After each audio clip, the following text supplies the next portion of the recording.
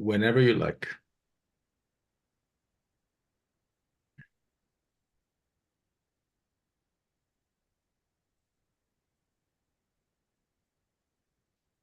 Okay, so here we go. Three, two, one.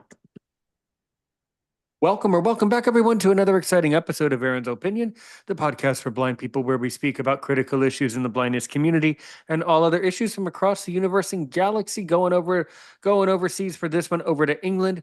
Joined today by somebody who you guys may remember from about 3 years ago, Matthias Alberton, creator of Martial Attitude, joins us again. Now a proud repeat offender here at Aaron's Opinion.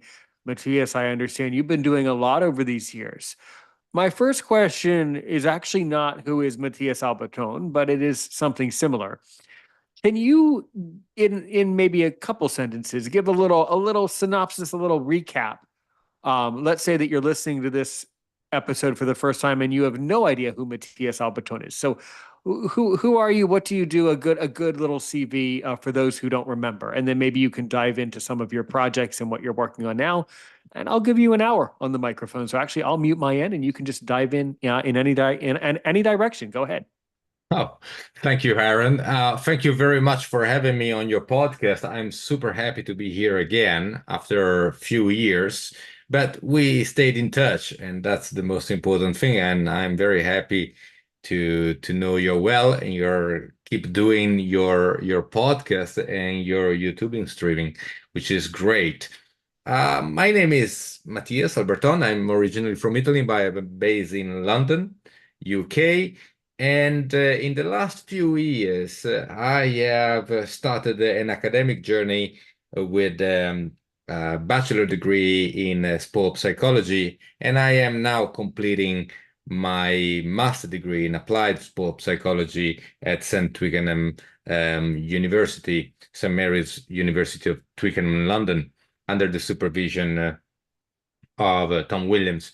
And I am conducting for my dissertation right in these weeks a series of interviews with visually impaired and blind people because my project, Martial Attitude, is also a social project which I started it back a few years ago with the help of an incredible guy, Peter William Sands. Unfortunately, he passed away a year ago prematurely. And together we trained together for a few years in Kung Fu Wing Chun, which is a martial arts discipline which I have practiced for many, many years.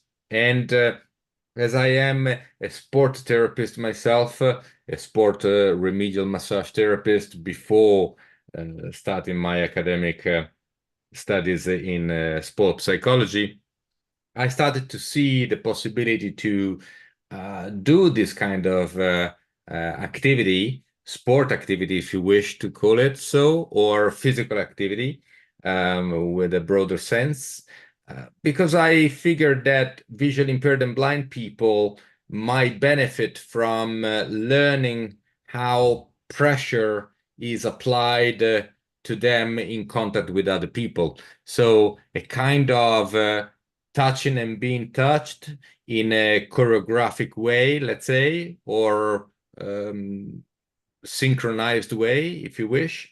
So there is a lot of exchange of pressure with forearms, arms, and hands. That's it, from a standing position, one in front of the other. And through the method of learning, the process of learning some of the movements of Wing Chun Kung Fu, which I, let's say, derived from and applied to visually impaired people, I came to learn that, well, it's possible to gain better posture, to get better movement, better responses when someone touches you in a crowded place or in a bus at the grocery store, queuing for doing some buying in any store, daily life. So I figured that this was kind of interesting. And when I started my academic journey in sport psychology, I said, well, maybe there is something here that worth concentrating a bit, to focus a bit, and to develop it a bit more. So Martial Attitude became a community interested company, and I will start in September, Sunday the 8th, the first workshops bespoke for visually impaired and blind people. They are fully funded by actually the lottery fund in UK. I applied last year. I received a bit of funding to hire the venue, to create a bit of promotion, and to develop the workshop themselves. So visually impaired with a fully sighted person can join in group of 3, 4. So we started doing this practice every Sunday for a period of 10 weeks, and then from there we see how it goes. In the meanwhile, completing my master degree at St. Mary, my dissertation is, let's say, what is called an introductory study or an exploratory study. So the intention is to understand a bit more about visual impairment in relationship to touch, confidence, and physical activity.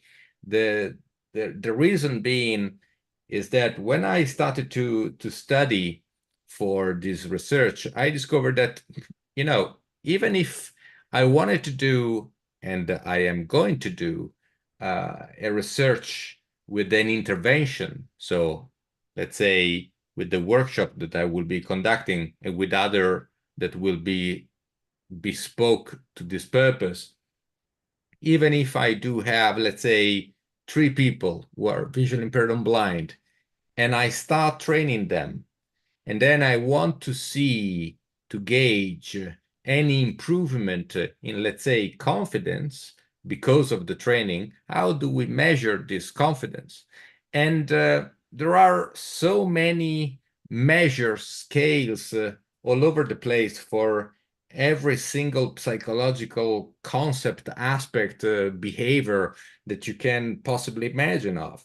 However, for touch, there are not. So there are a multitude, a plethora of scales referring to, um, let's say, the ability to throw things, to jump, to skip, behavior like this, or specifically to touch. There are a lot of studies in the sense of touch. Touching the table, is it smooth? Is it hot? Is it cold? And so forth. However, when it touches understood as touching someone else or being touched by someone, well, there is a bit of lack of scales. So what I came across was something that was originally created for clinical purposes, um, which is the touch avoidance questionnaire. And has been, of course, translated in few languages. And I found it, let's say, in 2009, and it is originally a 36 item scale, so kind of Likert scale. Do you agree more or less to each of the statement in the scale? But has to be adapted. That one as well has been to be adapted. Therefore, the research that I'm conducting now is to explore a bit more the concept of touch confidence and physical activity, and to extrapolate, if possible, some hints, some suggestions to implement the modified scaled that on touch avoidance, let's say, that I will use in the future research. The future research will happen because after the completion of the master degree in applied sport psychology, I will go for what is called in England the stage 2. So let's say the qualification process to be chartered sport psychologist. And of course, there is a part of this journey which refers to a research project. I have been already in touch with a couple of supervisors, one specifically for the research. So I will conduct the research already. I already have some sort of ethical approval because it was originally thought to be my dissertation for the master's, but couldn't happen. But in the meantime, the ethical approval arrived. So I am quite confident, if you wish, to say that it will be done and it will be interesting. So this preparatory study will be, let's say, the ground to build up the following research with the intervention and the workshops. Yeah, Does this answer your question? Did I it introduce myself it fairly? it does perfectly. And so then because of that, I have another question. Yeah. What is your first memory of being touched? Well, that's a very cool one. I remember, if you wish it to call it remember, is kind of poof, is a kind of deep down sensation on not being touched. But I remember very well the the texture and the roughness of the carpets uh, in my house when I was crawling. I remember very well that. I remember even the smell of it, which of course is a dusty smell, synthetic dusty memory. But that is something that it goes very way back. Instead, the first memory of being touched, ah, that's that's something I never thought about really. The first Uh, time, because the first time we're touched is the memory that we don't have, right? yeah, Very obvious, yeah, right? When you're born, right? The doctor yeah, holds you. The yeah. first time we as people are touched is with gloves, usually, hopefully, in a hospital setting, but we don't remember, you know. So that's interesting. All right. All right. So you've always been someone who's very attuned to your physical. I observe greatly that you're someone who's always been attuned to your physical surroundings. That's excellent. And then this other thing is so, I've a lot of questions. So the other thing is to you, what is sports? What is psychology? And what is sports psychology? Because I want you to really put it all together. Why are you in particular so interested in sports and psychology? That's a wide question. There are three questions. I will try to answer to the three of Hmm. them. Sure. So let's start with something about me. I am a very lazy person. I am, I never would have guessed considering all the successful things you've done so far. yeah, I wouldn't say Matthias is lazy. I wouldn't use the word lazy with you. okay, That's funny. maybe not lazy, but I really like and enjoy do nothing. Let's put it in this way. What? Okay, Uh, now you're giving me material that's surprising. I didn't I don't think you're a do nothing person. I think you're a do yeah, everything guy. yes, I do. But I really do appreciate the chilling time, like call it in this way. Um, so I never, uh, but I know where it comes from. Um, as a child, I was fairly little, um, not tall at all. I was kind of skinny, um, and with some bullying outside the school now and then in primary.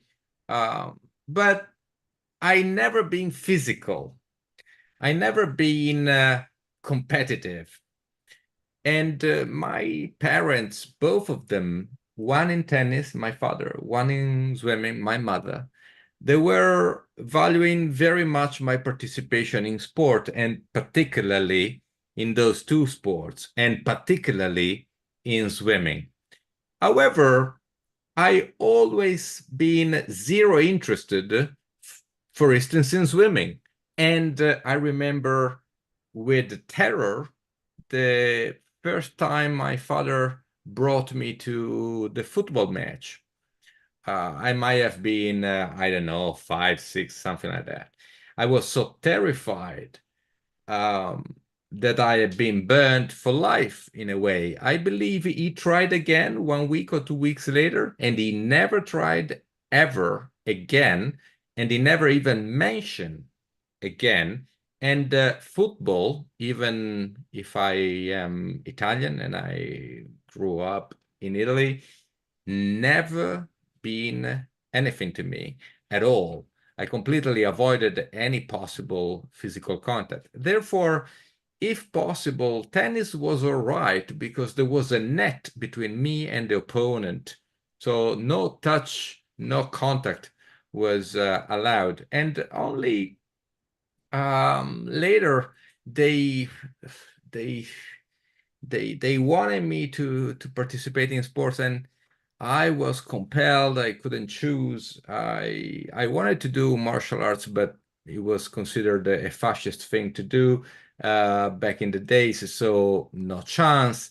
Um, and they sent me um, to do to do swimming. All right, and then I remember 2, maybe 3 years, terrible years. I have terrible memories about those years doing basketball. And the worst of the worst, and then they gave up, but I was already fairly grown up, something like, let's say 14. Um, Water polo. But that lasted for no more than 6 months. I was really unhappy, and they withdrew from the sport. So my youth has not been blessed with the sport activities, and my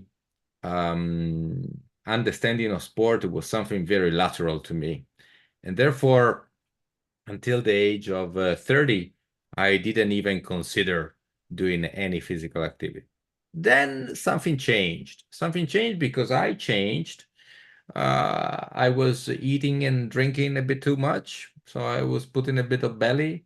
And I said, well, maybe I go to the gym. I went to the gym 2 days, and already it was enough for me. I was already bored to death. And but upstairs, I saw these guys with black kimonos going up. And I discovered that there was a class of Viet Vo Dao, a Vietnamese Kung Fu. I joined them, and it was love at first sight. I worked with them very hard for a couple of years, and then I met um, my other master in a different martial arts, which is Kung Fu Wing Chun, and I swapped. I did both for a while, and then I swapped completely to Kung Fu Lokyu Wing Chun with Sifu Storari, and to date I am doing Lokyu Kung Fu Wing Chun with him.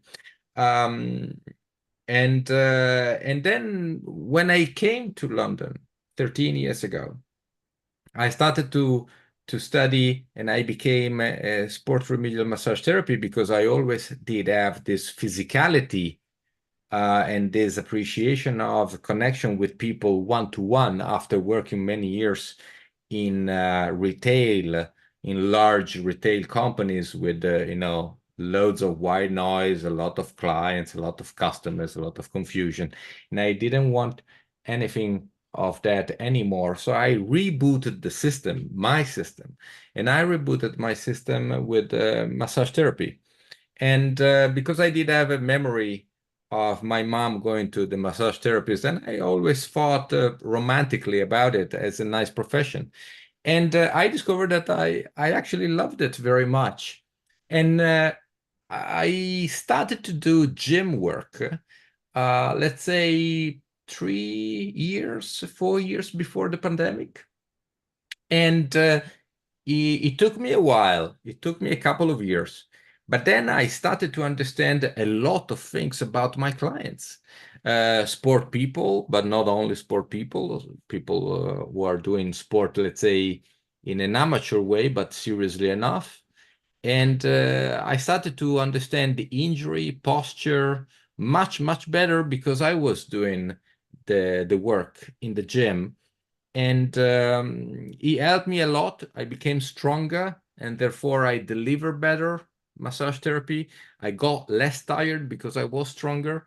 So I got little by little involved in physical activity, to the point where then the pandemic, of course, was a bit of a hit for everyone, for me as well. But I kept on training in different ways. I never go back to shape like I was before, in, let's say, January 2020. However, I always kept moving, and now I'm training again, to a good level, not as much as before, but still training, 3 times a week, and then doing some of my movements for Kung Fu Wing Chun. Um, and so now, now that I am nearly 50 years old, now I'm a bit, let's say, an active, in brackets, sporty person, but not sporty because I always been passionate about sport. Psychology kicked in later because, curiously enough, and not by choice, by design, I applied for university in sport psychology because I said, well, that would be an interesting thing to implement my practice as a massage therapy. Then pandemic hit. The massage practice went cuckoo banana, and I found myself enrolled to Roehampton University, one of the best university in UK, with a vast department of psychology and beautiful laboratories of biomechanics, um, with the idea to say, okay, let's combine this practice of sport massage therapy, soft tissue release, with posture alignment, visual impairment, Kung Fu Wing Chun, and psychology, and see if I can help a bit more. And then I discovered that I love the thing very much. I love the thing very much, not because it's sport psychology specifically, but because it's psychology. What I like is psychology. What I do like, I always did like, are people.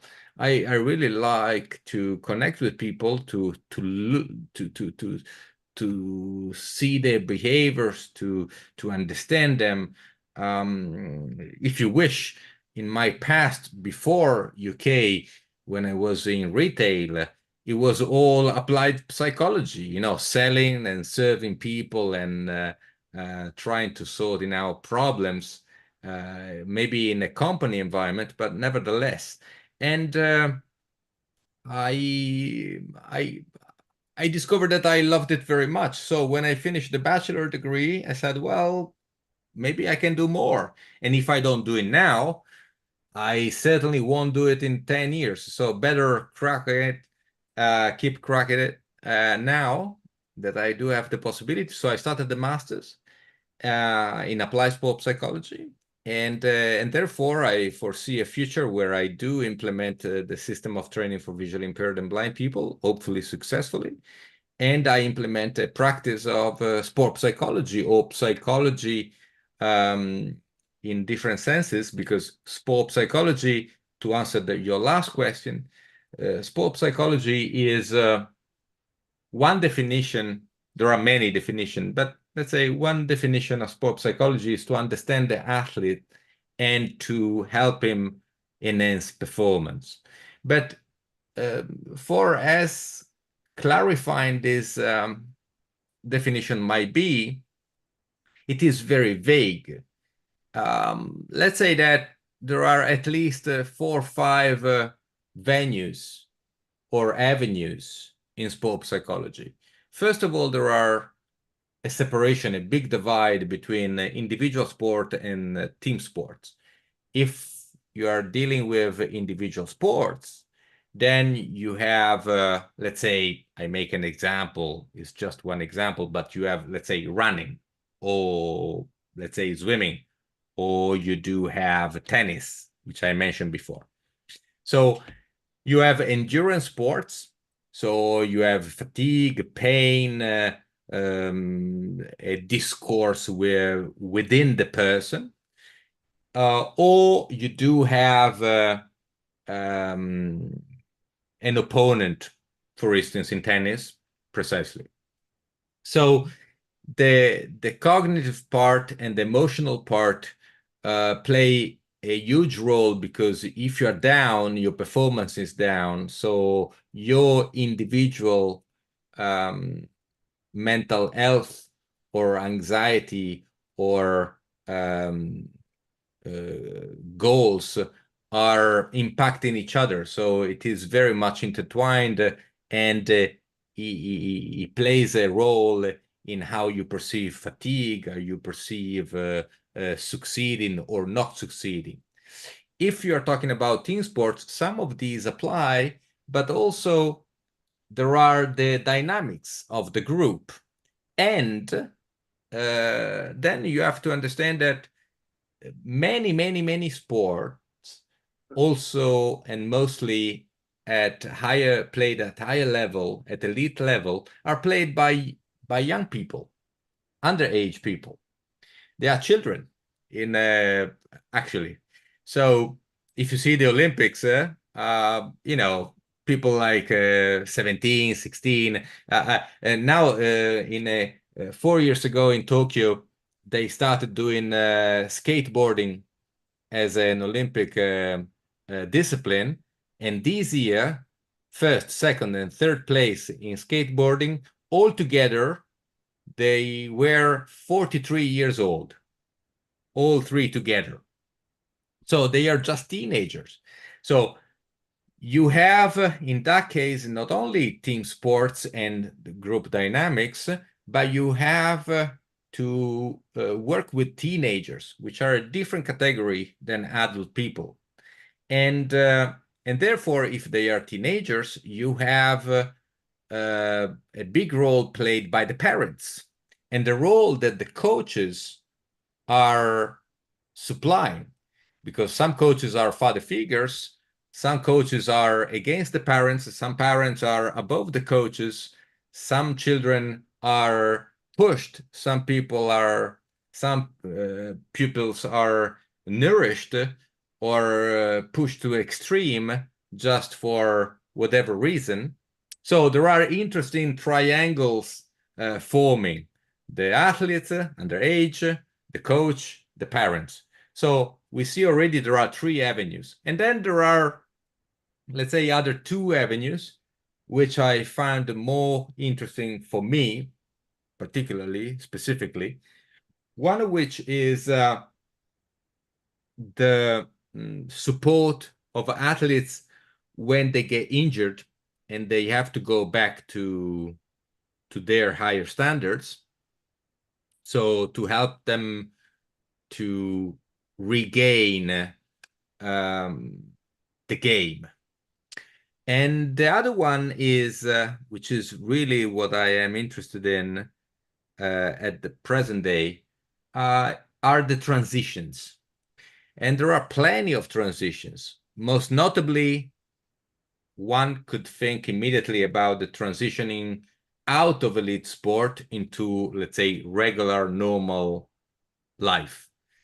But when you have been in a sport like, I don't know, badminton or gymnastic since the age of 7, and now you are 22, and you are too old or too tired or too satisfied or unsatisfied to continue, or you are in America, you are an American football player, and you get badly injured to a knee and you can't continue, and the team drops you, and you are 21 and you have not done nothing else than rugby playing, for American football playing for the last 5, 6, 7, 8 years, then what do you do? So there is not a parachute, there is not a service, and there is not a very widespread culture of supporting athletes in this transition. This is I made it very dramatic in the example of the American football. But if you think about mothers or fathers, new parents overall, or if we are considering a bit the children I was talking about before, children are growing, and they are growing from secondary school, and maybe they want to go to university or to college, and they change city, they change state, they change culture, they change language. In US, of course, you do have 50 states plus away, and they, you all are under the dollar, under the American flag, and under the American language. But if you think about Europeans, or for instance, the Middle Easterns moving into Europe to play football or to play any other sport, from Portugal, you go to Germany, from Germany, you go to Hungary, from UK, you go to Latvia or Estonia, and everything changes. The language change, the culture change, the food change, the age group change, the companionship at school change. So these are very big challenges for anyone, but for a child or for a growing up teenager, there are big transitions, and they have to be taken care of and supported with to cross them properly, to see them coming, and to prepare in the right way to nail them, not to be squeezed by them, but to live them as well as they possibly can. Did I answer your three questions? Definitely you did. And the example you gave was certainly not too dramatic when you said that many athletes get hurt while playing sports. You're very right. It's a big problem. And in many cases, they don't really know what they want to do after that, or the trauma of not being able to play professionally if you get cut from a team. That happens all the time in America. This is a major thing. Yeah, you're very, very right. So, I mean, the overarching point that you've made is that you have figured out that there will be an industry for you where you will need to provide a service to this group of people, whether you're blind or whether you're getting out of sports or transitioning from one sport to another. There will definitely be the need for your your attitude and your perception and your perspective. So that's incredibly interesting. Yeah, it definitely is. Yeah. What so as far as the blind people aspect in England goes, for a moment, what have you come to learn and understand about the blind people in England, and how do they play sports? And have you been talking a lot, amongst that community about these topics? Yes, I have been in contact with many visually impaired and blind people here in UK, not only for this research, but as I said before, also for podcasting. As you know, I also hold and host a podcast called The Martial Attitude Voice, and many episodes have been about visual impairment and the life as a visual impaired, and many others have been around the discipline overall, but specifically on some sports, more broadly or lately, I focused a lot on boxing. However, back to the question, in UK, there are two, three organizations, there are many, but two, three major organizations were certainly doing their best to make sport the more accessible for visually impaired, and there is a vast community. Let's say that something like 3% of the population of UK is affected by visual impairment, and there are many tens of thousands of registered blind, for instance, with the Royal National Institute for the Blind, which is, let's say, the major charity. And then there is Metro Blind Sport, for instance, who is actively promoting sport activity for visually impaired and blind people. So there are sports like cricket, soccer, tennis, swimming, a lot of running lately.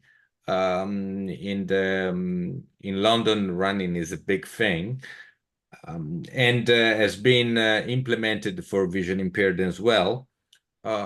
So there is a community of organizations who are providing these services and who is visually impaired or blind can join different groups, and they are quite accessible. Of course, the limitation, like for everything in these cases, is let's say, is UK is very London centric. So everything seems to happen in London. And outside, not really in the outskirt of London, but outside of London, so England, Wales, Scotland, Cornwall, the farther you go, the less service you will find. And of course, for visually impaired as well. So many opportunities are bound in a way to London, where there are the most of the connection, the most of the organizations. There are realities elsewhere, but of course, smaller or more difficult to reach for the individual. And it is not possible to conceive that every single visually impaired and blind person in UK is relocating to London just because of the services which are provided for sport activities. Yeah, it would be impossible for everybody to live in London for many obvious reasons, the cost and the space and the reality of that. That's very, very interesting. Yeah. So running, Matthias, is a huge activity for many people. I don't physically run around my community, but I do run on my elliptical machine. And I agree with you, running is very uplifting, and that there's a lot of knowledge about running. So what have you learned about running? Well, running is a strange one to me. Um, let's say there is a beautiful book, which I should have here close to me. I can't see it right now, but there is a beautiful book which is called Born to Run. And for whoever is interested in running, I highly recommend it. Born to Run. It is a bit of the story of the running shoes, is a bit the story of the ultra marathons, is a bit the story of the mythical Tarahumara population in Mexico. Ah, Uh, yes, indeed. Mm-hmm. Mm-hmm. so it's a bit of those all blended together.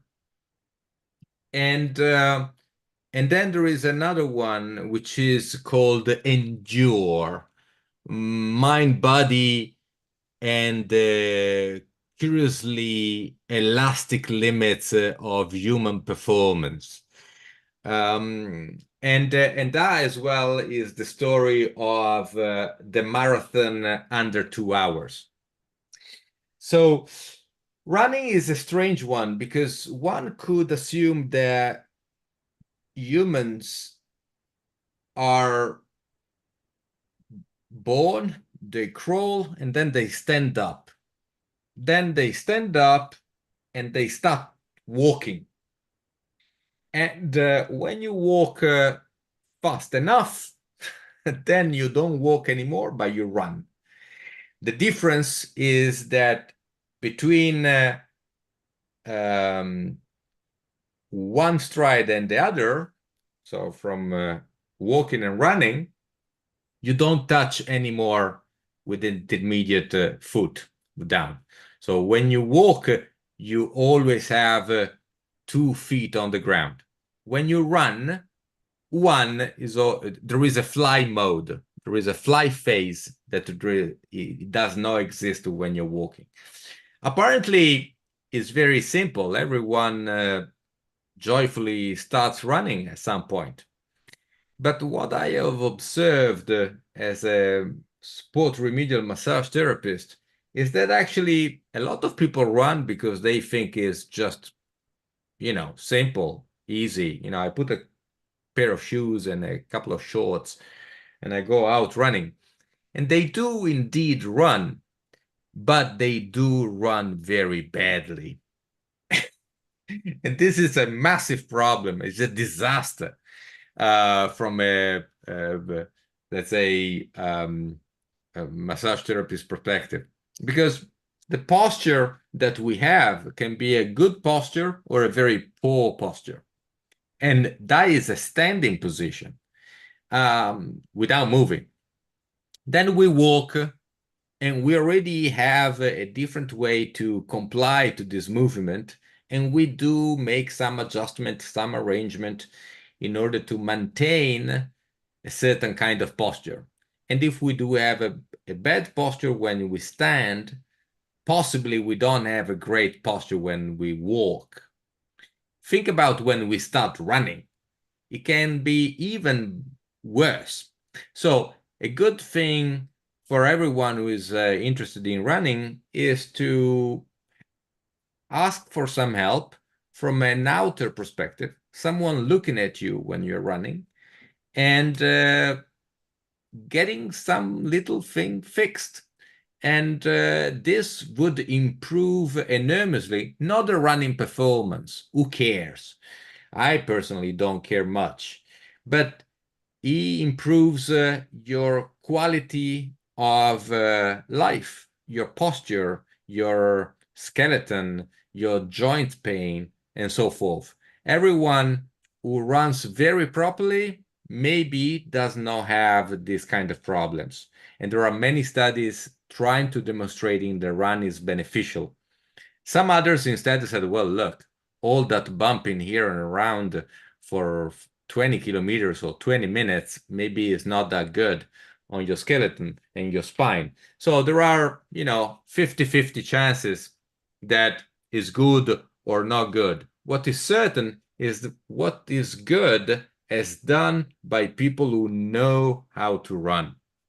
It doesn't matter if you run fast or slow, but how to run, how you carry about and around your movements and your posture. So yeah, it's a tricky one. Seems simple, but it may be quite challenging.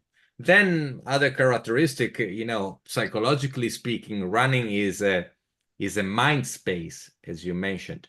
It's something that can be exhilarating. So it is known as the running high. So there is a moment where possibly physiologically is being studied and apparently has something to do with the oxygen intake in circulation in the body. And at some point it triggers some sort of high, um, like you are on to something. You are on to nothing. You are just running. But the physiology of your body with all that oxygen flowing around in the right way and the good breathing, it gives you a mental high. Your brain is very light and you feel great. And it's something that is very, very particular to running. I haven't heard of tennis high. No, I haven't. Possibly because it does not exist. So, Well, um, don't tell a tennis player that though. We'll get some comments below about that. Well, I'm a tennis player, and I definitely get a tennis high from playing tennis. yeah. Here's what I can tell you that you're so right. I will tell you that I would advise anyone to run on an elliptical machine if they're able and if they feel okay with it and if they feel better when you get off. I will tell you that I feel better when I go for a run in the morning on my elliptical. I feel better, so much better, so energized, so relaxed, so pleased. So I mean, I think it's both a physical thing and a mental thing. Your brain is getting exercise. It's just a great way to relax for some people. Not everybody should do it, but if you can do it, you should. So again, not everybody should run, but if you can do it, it's a great thing, at least for me. I feel better. Is there some truth to the fact that maybe if you ran too much for too long, you would eventually destroy your hip and your joints? Yeah, you would, except for the fact that a lot of times when people get into their 80s and 90s, they say, I fell and broke my hip. Well, not to sound crass, but I think their hip breaks and then they fall. right? So eventually, when you think about our skeleton, our bones, our muscles, eventually those will fail. That's life. But what we can do is take care of them while they're able. So go for a run. Yeah. Absolutely. Yeah. I do agree. I sign up for it. So move, Move. function, move. We all need to Yeah. physically, and I mean, for me, in addition to my blindness with my congenital heart defect, and I also have a mild lung obstruction and a breathing thing. I mean, you can tell, I breathe kind of a weird way of, I don't breathe normally. You can tell I'm not embarrassed by it at all. It's very noticeable to anyone who studies the body that you're breathing the way I talk is a little strange. Sometimes my breaths are not normal. I know that because I have a lung situation. So, because of that, I need that running to get the blood pumping. I need to get those muscles going. I'm not at the age where, funny thing is when you're a teenager, when you're in your teens and 20s, your body's in great shape. Your body just kind of gets going for itself. But now that I'm in my 30s, I realize, well, my body is still perfect, but I still have to help it get going. That's one thing that I've noticed. Yeah. Is not a suggestion, is more of a question. Uh, you mentioned before swimming. Do you swim? I do. Yeah, no, I can swim. We talked about it when we were having our conversation before we came over here. I do swim. We live near the ocean. So now here's something fun. I prefer swimming in the ocean rather than a pool, for the obvious reason that, if you live in a community with a swimming pool, everybody knows everybody's, pissing in it a little bit. Everybody has a little tinkle in it. Not to say that the oceans are perfectly clean, but I'm actually a little bit grossed out by that. I prefer being in the ocean. The ocean, I think, is a lot more uplifting to me, with Hmm. the salt and with all the natural minerals and just the natural feel of the ocean. It's like we were saying before with the mother nature, right? The maternal stuff, the nurture. I feel nurtured by the ocean, and I don't feel nurtured by a public swimming pool nearly as much. Yeah, I understand. That's a very good point. I love to be in the sea as well for the same reason you mentioned. Um, I would add one possibility though, if ever is possible to you, maybe try to go to the swimming pool and do just the backstroke. The backstroke for two reasons, because is you can go as low as you like, focusing on the movements of the circumduction of the arms, and that simple movement creates more space for the chest. And secondly, you are never in deprivation of oxygen because you are always breathing. Yeah, So it might be of some help. it does. It does. I swim laps in our pool that we have, and swimming laps back and forth is a lot of fun. That's a great use of my breathing. I agree. Yeah, it's great. No, swimming, I notice is very rejuvenating and very, very beneficial. Yeah, for sure. Hmm. Mhm. Yeah. Agreed. Yeah, there's a lot of that. I think the other thing is that our brain notices too that when we're in the water, we're in a slightly different vacuum than the vacuum we are when we're just sitting in our office. Our brain notices, wait a minute, this is environment's a little bit different, right? The gravity is different. You can float, almost like you're in outer space, right? So I think that our brain really kind of notices that more than we're aware, and then it changes different things for sure. So yeah. Mm-hmm. Yeah. Yep, true. That's definitely what that's about. Yeah. So, well, I mean, this is really fascinating. And so, exactly, I understand what you want to do after you complete your studies, but so does this mean after you complete your master's, you'll have to start some sort of a company for yourself, or do you go work? I guess what I'm trying to ask is, so where is the job? I know there is a job in this field, but how do you get started actually earning a living, in this space that you're so interested by? It's a wonderful question without an answer, meaning that the answer is is it can vary. So um, one can go teaching. One can go researching, do a PhD or doing research. One can go to work for a football team, just to make an example, or one can work for a school to develop a training program for young people. Or one can go to Metro Blind Sport and develop support for vision impaired athletes with the qualification of the master in applied sport psychology. However, if you want to do a bit more than, let's say in brackets, life coaching or sport support, and want really to dwell into psychology, there is the possibility to keep, let's say, studying and practicing under supervision before getting a certified qualification by the governing body. And that is where I am heading. So I will complete my master's, and therefore I will be able to practice.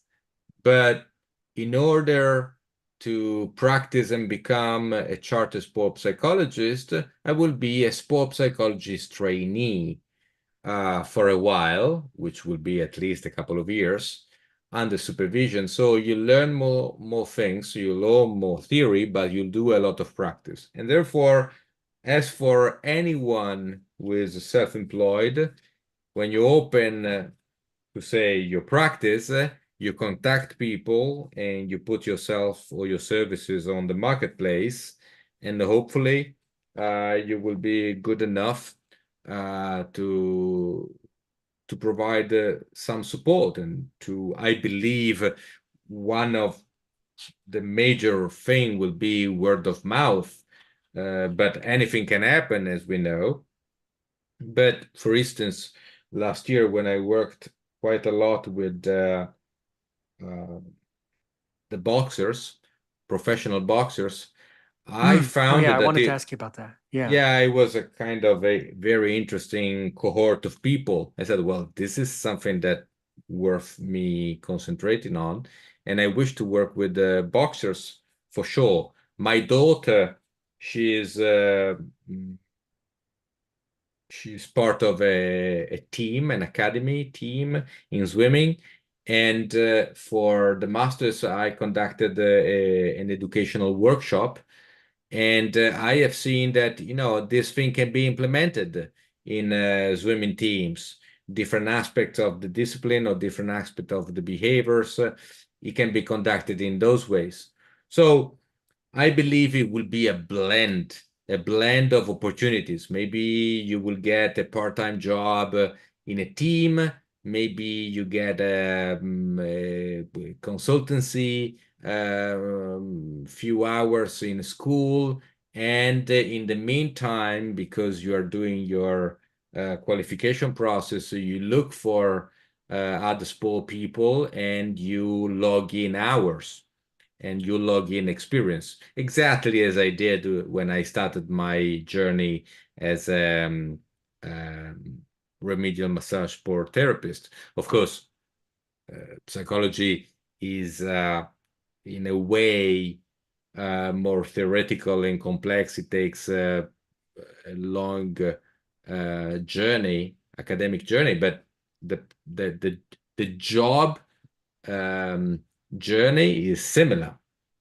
Either you are struck by luck or you built a base, one person after the other. Yeah. That definitely answers that question. Boxing. It's a fascinating sport. Fascinating for the two famous things that the boxer has. You also mentioned about reactions, and I'm sure you were really fascinated by the fact that boxers are trained to not blink and that some people are able to not blink. So, A, what do you think about the not blinking part? What does that show? Because I think that shows a lot about our physiology and our reaction time. And when you're a boxer, your reactions are very different to things. A, what do you think about that? B, what do you think about boxing? C, have you ever boxed? What's your whole perception of the whole boxing sport? Because there's a lot to be learned from boxing. I will start with the last one. I never boxed. Um, I am scared to death to go in a minimal space of 7 meters, 4 or 7 meters, with someone else my size who is willing to kill me. Um, so I think it's a nonsensical proposition for me as an individual, as Matthias. And with a lot of preconceptions, I dwelled into boxing because nevertheless I was fascinated by the emotional part of it, and specifically my research focused on fear as different from anxiety. And I wanted to see if boxers, in my case, professional boxers, um, are understanding fear and anxiety. And I learned a lot, and I came to like the sport very much indeed. Not only for what I read, but for the people I met and for the things that these people have told me and shared with me. Uh, Incredible lives, incredible experiences, incredible people with the highest level of commitment that I have personally experienced across disciplines. There is something which might be archetypally bonded to the danger inherent to the discipline, which drives them to the highest level of discipline that you can possibly imagine. So some of them want to win for different reasons than others, but all of them, in order to succeed, they do not underestimate their opponent and they prepare accordingly. And they prepare accordingly because they know that the day that will fight, nothing will be discounted. So they really try their best to be their best version of themselves on that day. And it is a long process because the professional boxers might have 2, 3, 4 fights a year. And as you go higher in the category, let's say heavyweight is the maximum, but not only in the category, but also in the ranking, the less you do matches, the less you do fights. So it's not uncommon to find a professional boxer who fights twice a year. But all the rest of the year, he trains. He trains a lot. And I think this is, I love the thing and I really love the people. It's a very interesting environment, very interesting people. Yeah. Yeah, it's cool. It's cool. Absolutely. I've never done it. As I mentioned before, I did Taekwondo as a little boy, but that's not this. Obviously, that's not the same thing as boxing. And obviously, there's tons of differences. But no, I completely get what you're saying. It's deeply interesting. I think that the life lesson that we would learn from a boxer is you only have a couple opportunities in life to get it right, so you better be ready. Oh That's yeah. that's Yeah. that's the story. That's the Yeah. story. And I think that's what inspires people, right? That's why people watch that sport is because they want to see it right. They want to see, did they prepare themselves in life? And that's what that whole sport is all about. I know almost nothing about the sport. I mean, if you said a famous name, have you ever heard of Cassius Clay? Sure, we all do. Have you ever heard of Sonny Liston? Sure, we all did. But what it ultimately comes down to is in life, you have to be prepared. And that's, I think, that's what do we say? Kind of their reason, their raison d'etre. You know, Yeah. their reason of life is for that very reason. No, I wanted to also ask you too, because I'm sure you follow things in America. You know, this whole UFC thing. It's not the same as boxing, I know that, but UFC in some regards. Now, I confess, I know almost nothing about it, but I do know that it has, in some philosophical way, kind of not taken the place of boxing, but it has sort of inserted itself into the industry. I don't know. Are you at all familiar with UFC on what I'm talking about? And do you have any opinion one way or the other about UFC in the States? So just to clarify, you're talking about the MMA, the Yeah, I mixed think martial so. arts? That too, and then UFC, which is another famous series. And yeah, again, I'm not familiar with it, but I do know that those two, UFC and MMA, Well, are major sports right yeah, now in the United there States. Yeah. is the MMA and then there is the cage, um, which might be what you are referring to. Uh, um, uh, I mean, I'm not a fighter, Right. Hmm. so I cannot answer Sure. as a fighter would answer. What I see from the outside, and having spoken with many boxers, I have some insights. Um, Boxing, and specifically, I repeat, professional boxing. I just clarify a second. When we talk about boxing and we see the Olympics, we see 3 rounds fights. They are very short. A lot of points are given because of the hit or the frequency of the hits, and that how it works. Olympic boxing, which is called amateur boxing, Right. but has nothing to do with the people just doing it for fun. It's amateur, but it's the Olympic sport. Conversely, there is professional boxing, and these are the guys who fight up to 10 rounds. Right. Um, and this is a completely different sport. It's a completely Hmm. different sport because the endurance is different, because the fights are more distanciated one from another, and so forth. Um, the pain is more because the fight is longer, the danger is more. However, through the years, for instance, from the 15 rounds, from uncounted rounds many years ago, to the 15 rounds, now to the maximum 10 rounds. So there are rules, there are referee, there are committees, medical checks, and so forth, which make a very regulated sport.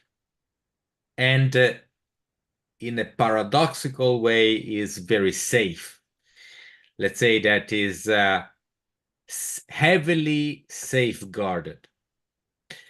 Instead, MMA and the cage, you start to accept whatever with no limitation whatsoever.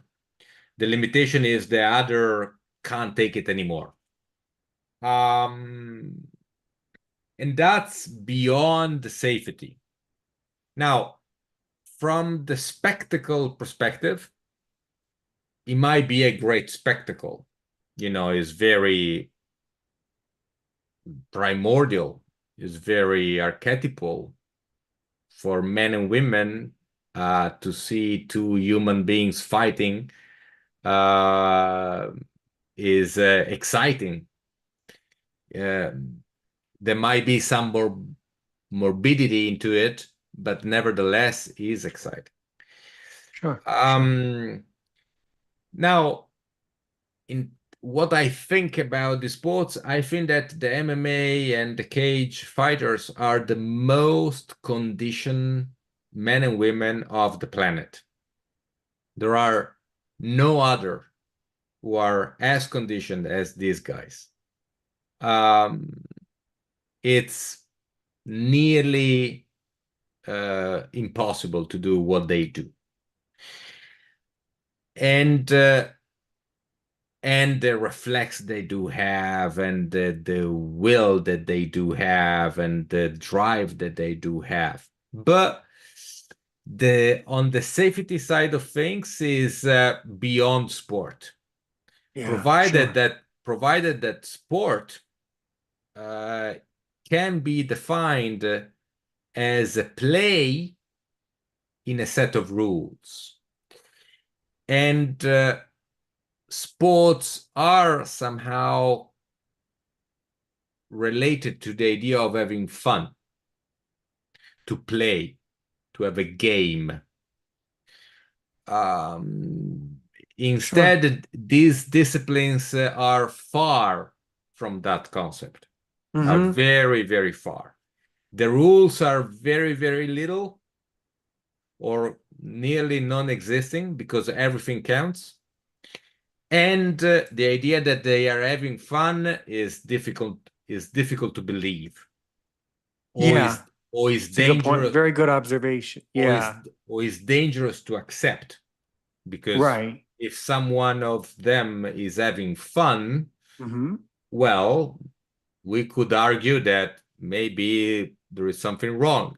So, so I try to be very careful with my wording, but let's Sure. say that as I observed the different way of fighting, boxing and professional boxing are very different than the MMA and the cage. And not to say that these guys are not super athletes. They are. They are indeed some of the best athletes in the planet.